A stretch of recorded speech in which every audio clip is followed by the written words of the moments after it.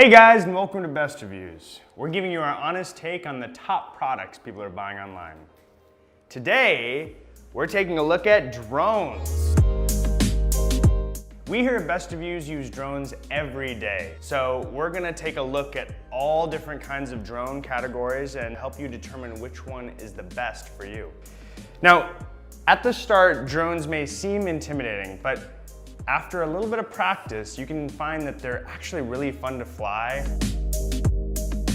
So we're starting off here with hobby drones, and these are a fantastic place to start if you're a beginner, just learning to fly. These all come in at a lower price point, and the controls are a little bit more bare bones, which means when one of these comes crashing into the concrete in front of your house or sailing off into the horizon never to be seen again, as we've unfortunately experienced firsthand, you don't necessarily feel as bad because you know that these are sort of training drones in a sense. Because the hobby drones tend to be a little lighter weight, they're a little less stable in higher wind environments. But that being said, if you end up mastering the ability to fly these drones, you're gonna feel that much more comfortable when you make that jump up to a higher end model. We have two models right here. This is the Holy Stone Predator. This model comes in at around $40.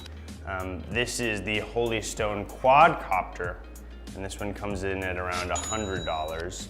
Camera functionality is gonna be pretty minimal on both of these. The Holy Stone Quadcopter does have a camera on it. The Predator doesn't have a camera on it at all. So these are great drones to just get started out, to train, to practice with. Both drones that won't hurt your wallet too much. So we're looking here at the next tier up, which are mid-range drones. And these are fantastic for their portability and ease of use. They're gonna fly further, they're gonna fly faster, and generally, they're gonna have more airtime than your hobby drones. But perhaps the most significant jump is gonna be seen in the camera quality. With these drones, you're gonna be shooting a lot more high quality images and video than you ever would with a hobby drone. So these are for the next step up when you're ready to take that jump. We're gonna take a look at two of DJI's models here. We have the Spark and the Mavic. Now the Spark here comes in at around $400. It shoots 1080p HD, and one of our favorite features about this little guy here is you can launch it and control it with your hands. It has about a 16-minute flight time, and if the whole hand gesture control system isn't for you, that's okay. You can also use your smartphone, or it comes with a little remote as well. Over here we have the Mavic, which comes in around $900. It does shoot 4K though. It seems fairly hefty, but these legs fold up to make it nice and compact. And actually, when the legs fold up here, it's just about as compact as the Spark. It has about a 30-minute flight time. And because of its size, it's a bit more stable in windy environments, making it really good and a bit more versatile depending on where you're taking it. The fun thing about this drone too is it's fast. So if you're looking for a drone that can really zip and race, this drone can go about 40 miles an hour, which is significantly more than even the Spark over here. The next tier up, and the last tier up for us today, are the high-end professional grade drones. These are the drones that you're gonna use if you need a dedicated aerial filmmaking device. Today here we have our best of the best pick for our drones, and that is the DJI Phantom 4 Pro. One of the things that we really like about this drone that sort of sets it one step above the rest is its stabilization. It is an incredibly stable machine. No matter how windy the environment, this thing is going to be able to keep that nice, crisp, still image for you. So these types of machines, these higher end models, are for you if you're a creative professional who's looking to do a lot of their work with drones. All right, so now we're gonna go over a few tips and tricks. Right off the bat, know your local laws and ordinances when it comes to flying drones. Generally, don't fly too close to an airport or a crowded area or in buildings. It's gonna vary place to place, but be sure to read up on those before you launch the thing into the air.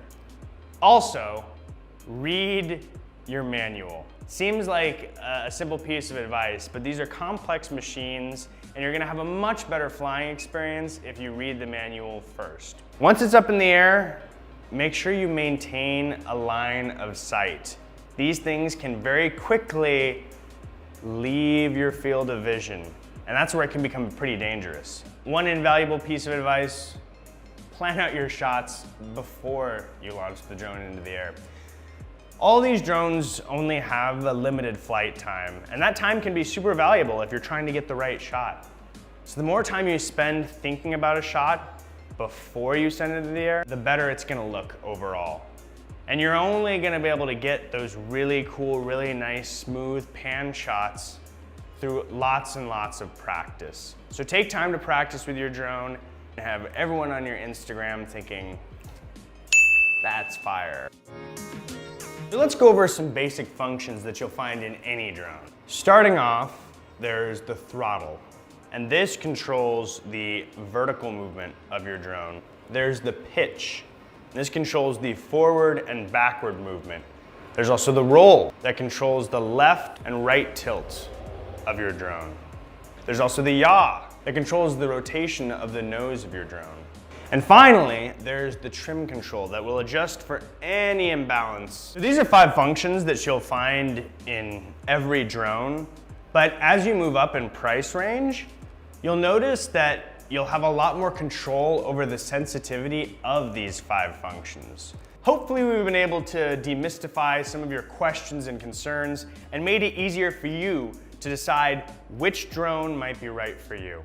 We've looked at everything today from the more basic hobby drones in the lower end of the pricing spectrum, all the way up to the high-end photography drones on the higher end of the pricing spectrum. The point is, there's a drone out there for everybody. Thanks again, guys, and be sure to check us out at bestreviews.com, and please subscribe to our YouTube channel at youtube.com/bestreviews. See you next time.